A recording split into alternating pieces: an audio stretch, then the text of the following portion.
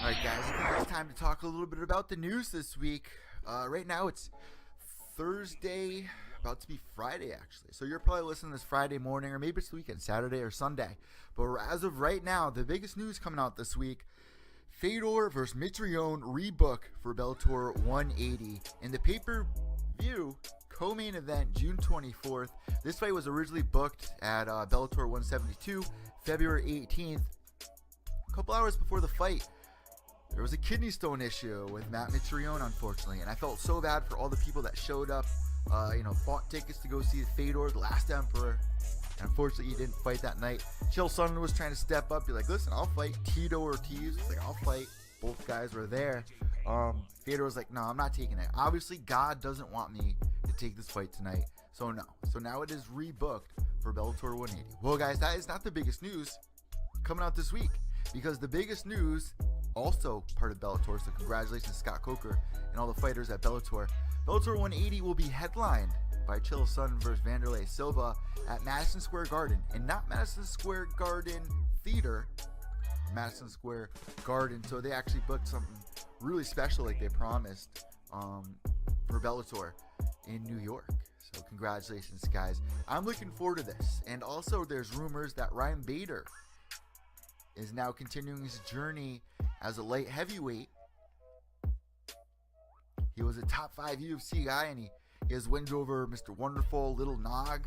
He was a tough 8 vet, 15-5 record.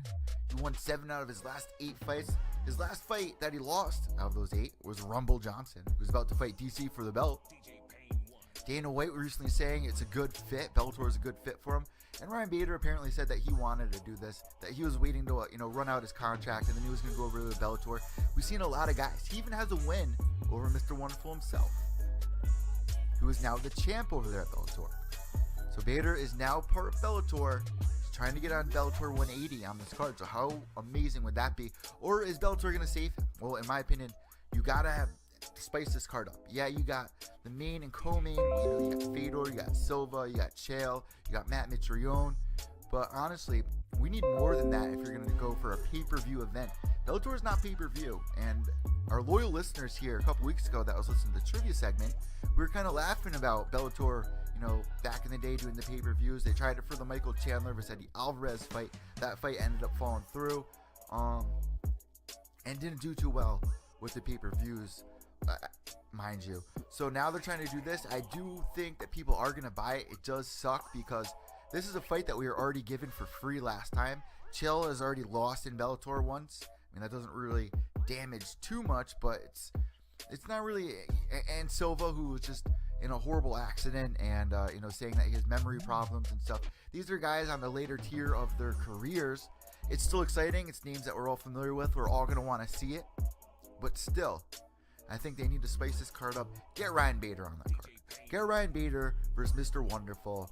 People need these fighters that they're familiar with to kind of catch the attention. And Bellator is a big draw when it comes to making these kind of, I know a lot of you guys like to call it circus fights, which, make no mistake, the Data 5000 versus Kimbo was more of a freak show fight. And much respect to Kimbo Slice and his family. But honestly, Data 5000, I mean, come on. He almost died in the cage that night. That was something else. He was TKO'd from exhaustion. That is a circus fight. When you're talking about vets that have been world champions, that brings people in as well. And no mockery of the circus fights. I mean, they win. They win the viewerships. They win the hearts of the viewers. They get, 3 million views on cable TV? Well, now they're showing us, listen, we got these guys and we're going to do a big pay-per-view. Are you going to buy it, guys? I want to let you know, I'm going to watch it. But I'm not going to get used to buying these kinds of cards. I mean, this is a one-time thing. It's in New York. It's special. If they beef this up more, then I can understand why it's a pay-per-view. But as for right now, with the main and co-main and being in New York, there needs to be more on it. There needs to be more title fights. None of those, the main and co-main, those aren't title fights. Bader versus Mr. Wonderful is a title fight. I think there needs to be at least another really big one on there. And then the prelims. I mean, look at UFC 200. not everyone's favorite, but it was supposed to be everyone's big dream card. Unfortunately, it didn't pan out that way with John Bones Jones dropping out. But still, even the prelims all the way up were good. Amazing. Bellator has a great roster. You hear us say that all the time. I think they need to really show their cards here. And they've been doing amazing this year in 2017. They're making big moves. Everything that we wanted to see from Bellator. They're following the blueprint of the UFC, but also doing it their own way as well. And shout out to World Series of Fighting this weekend. I forgot to mention at the beginning of the show, it was a 10-hour workday for me this weekend between UFC London and then World Series of Fighting. You had King of the Cage going on. You had Valor Fight 41 as well. There was just so much going on. I was specifically just covering UFC London and also World Series of Fighting. And they had the ref cams. I loved seeing that. I love seeing the ref cams, them bringing that back. And, in the main event, Sean Jordan getting knocked out. It was awesome to see on that ref cam with Big Dan Murgliata. But yeah, guys, if Bellator is going to be doing this, they really need to spice it up. Get Lorenz Larkin on there. Lorenz Larkin has also signed with the UFC. So this is a guy who beat Robbie Lawler back into the Strikeforce days. This is a guy who had an amazing stint in the UFC. He is a big name. He's a dangerous guy. I don't know if he's going to be what weight class Lorenz is going to be deciding that he's going to be staying at. But as for right now, there's a couple of guys that come to mind that we can match Lorenz Larkin up. So let's see what he wants as he moves forward. And this was something that really took a little while for them to decide. Lorenz Larkin, his last fight was months ago, as far as I remember. So congratulations to Bellator. Moving on. Holly Holm offered to fight a UFC newcomer. Now, in case you guys don't know, and maybe you guys only know Holly Holm from that one fight against Ronda Rousey, that's okay. That's all right. After that fight with Ronda Rousey, remember that was her big fight. When she came to the UFC, she was undefeated, coming over from boxing, kickboxing, undefeated in the UFC. I think she was ranked like 7th or 8th. And after Ronda beat Bethe Correia in Brazil, they matched this up, I think it was like 6 weeks later. And I was like, oh my God, already? I thought Ronda could have ran it out, a little longer, coming off that big win over Bethe. She was making history at the time, guys. She was at the top of her game, getting as so much recognition. Every other commercial had Ronda Rousey in it. Then she goes and gets matched up with Holly Holm a couple weeks later and loses in spectacular fashion. Holly Holm just drops her with that kick, and the world was just silent. Everyone was praising Holly Holm as the next best thing, discrediting the point that Ronda Rousey was beating girls in under a minute. Now everyone is putting all their hopes and dreams on Holly Holm. Unfortunately, she loses her next fight to Miesha Tate, getting choked out. And that was an amazing fight. Holly Holm didn't want to tap out. She was a chief, winning the first 4 rounds and just really having trouble in that last round there. Miesha sinks in the choke, and then Miesha is beat at UFC 200 against Amanda Nunes.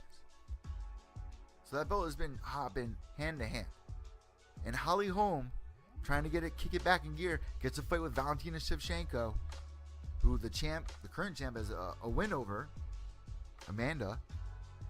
Valentina just rips her apart. Holly had a great first round. Not the second, not the third, not the fourth, not the fifth.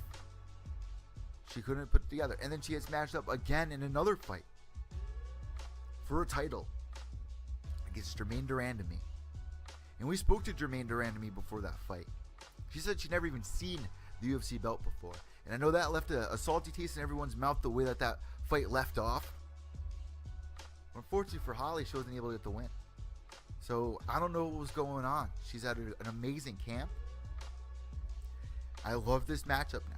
She's fighting a UFC newcomer, Yip Yang Kim. I'm sorry, that's probably not how you say it. Ji Yeon Kim, I'm pretty sure is how it's said. She's a fighter out of Singapore. She's going to be fighting Holly in Singapore June 17th is the rumor right now. Kim is 6-0. She's from South Korea. She's a young girl too, 27 years old. She's got 3 wins by submission, 1 knockout win. I think this is a great fight for Holly. But if she loses, now she's on a 4-fight losing streak. Now is the time to panic. She really needs to get this win. If she doesn't get this win over Hee Young Kim, I don't know what's next for Holly Holm. And could you really even see Holly like going to Bellator or something? They do have the 145-pound division over there. She probably could be a champion over there. But it's just sad. She was on top of the world less than a year ago. So hopefully she gets this fight. I'm going to be trying to get her on the show. I mean, I've tried before in the past. I spoke with Jermaine before her fight with Holly. We had nothing but great things to say about her at the time. I even asked Jermaine. I was like, name one thing you really like about Holly Holm. What other interview asked that question?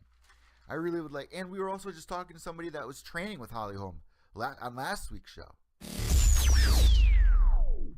All right, in other big news, guys, and I hope no one's mad at me for putting this one out, the Legend Division. This is on that Vitor Belfort was kind of calling out. He says, you know, I want my one more fight. I want it down in Brazil. He was kind of joking around saying, I want it against CM Punk, which I hope no one is taking seriously.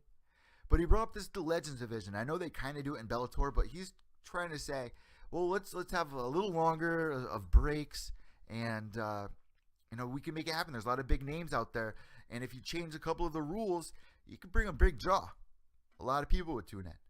I think it's a good idea, but I don't think it's going to happen anytime soon. Now, me and Ted Check were talking about it this week on Evil Intoxicated with a special guest, UFC vet Brad Kohler guy. Check this out. So before we let you go here, I got to ask you, one more question. Yeah. You know, of course, you were talking about Vitor at the beginning. You were supposed to fight him. He actually brought up that he would be interested in having a Legends League kind of with the UFC. I know it's a long stretch away, but do you think that's a good idea somewhat? I do. I think there's a lot of nostalgia behind that. I think you would get a lot of the fans that remember us old farts to watch it. I think it'd be fun. There's a lot of guys though that I mean, even Vitor is younger. I mean, I remember when Robbie Lawler came into Miletich's camp at 17 years old. You know, so you know that's how long Robbie's been doing it, and Rich Franklin, and you think of Anderson Silva. I mean, when I fought in WEF against Ronaldo Babalu, I had a 3-day notice. I was actually pro wrestling at the time, and Anderson Silva fought Jeremy Horn that night. And I mean, I thought, wow, this guy is just amazing, and he was still going. So you think about some of the old guys that can actually do it anymore. I mean, I think it'd be really cool. Did it have to change rules though? Like what changes do you think? Yeah, 30-second rounds. You have to have a pillow in the corner for a little nap time in between. Oxygen right there. Yep.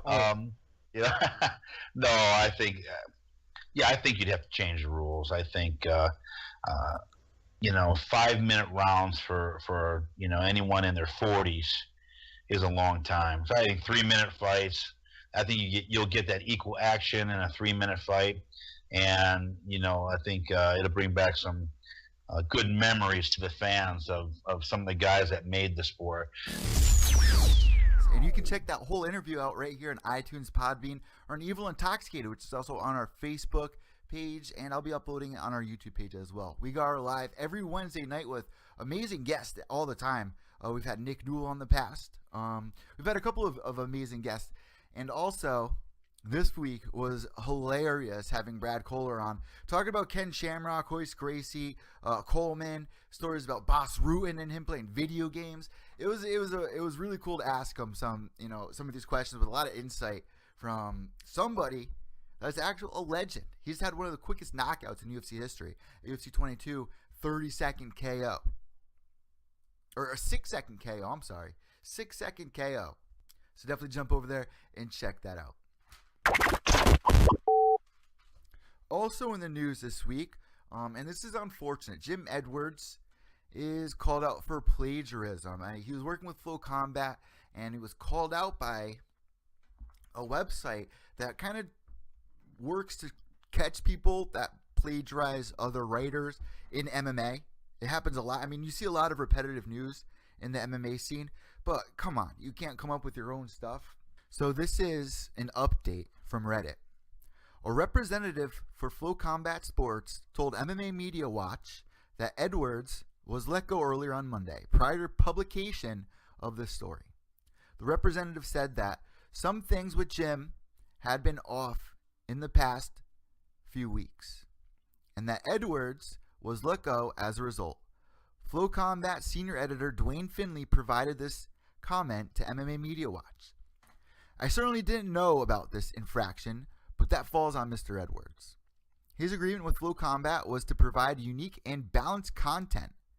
We've since parted ways, and learning of this is unfortunate, Finley said. We will take appropriate measures to prevent these types of issues in the future. So apparently from what I'm getting from the story, guys, is that Jim Edwards, part of Flow Combat, he also has a website that he is co-owner with. I think it's MMA Update. I'm not 100% sure. I'm pretty sure. And he has a bunch of kids that write for him. And if you don't get enough clicks, you don't get paid. Well, Jim Edwards took one of those kids' articles and posted it on Flow Combat, and he got paid for it. Something I don't like to see. And I have respect for Jim. I've had issues with him in the past. When I first started, just to let you guys know, when I first started getting into journalism, before I even started doing the podcast, I reached out to him, try to get advice and, see if he could give me some help. And he wanted nothing. He thought he was too good. Had no time for a simple message. And no love lost on my end with him. I understand he's a busy guy, but just the way that he was talking with me was just uncalled for. And look at me now.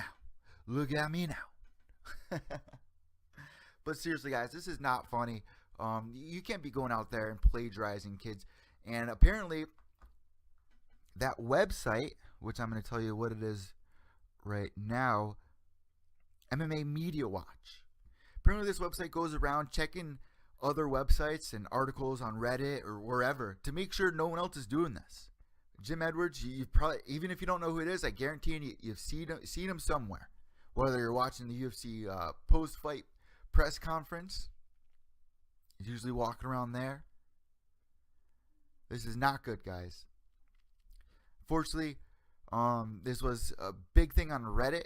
He was not a founder, but he was able to post things on Reddit. I don't know exactly what it's called, but apparently he's going to be taken off as that as well. So everybody is kind of just shunning Jim Edwards. So if you guys want to reach out to him and just wish him best of luck from here on forward. I know what he did is really salty and wicked insane to do to somebody and call it your own. The kid had no idea either. Just very unfortunate. But you can reach out to Jim. Be my guest. Reach out to Jim. Give him your best of luck. But when you're in a big media page like Flow Combat, man, they're not going to go for that. How long do you think you can be doing stuff like that and not get caught? I'm happy that there's a page out there that's doing this. Also in the news this week, Felder versus Casey. Both want to fight one another. I think this would be an exciting fight. We've had Paul Felder here before on the past. I tried getting to Casey in after his fight this weekend with that 30-second knockout. Fortunately, he wasn't able to come on. Ariel didn't even have him on his show. But there was a podcast, I don't remember what it was, that actually had Felder and Casey on today. So I'll try to figure out what, maybe it was Phone Booth Fighting, I don't remember. But that's a great idea. These two matched up with one another is going to put on an exciting fight. Maybe even a main event on an FS1 card. At least a UFC Fight Pass card. Paul Felder coming over, he was champion over at CFFC. He had a lot of expectations on his shoulders. Got his first 2 wins and then lost, unfortunately. Very close fight to Edson Barboza, then Ross Pearson as well. Recently, he put it together getting that win a couple weeks ago. And then Casey getting this 30-second knockout. What a better fight to match up. So hopefully the UFC will take note of this and match this up. Who knows? Probably, I wouldn't be surprised if they announce it this weekend, matter of fact. So let us know what you guys think about this. Should they match up Felder with the Bone Crusher? Let us know at Puriel.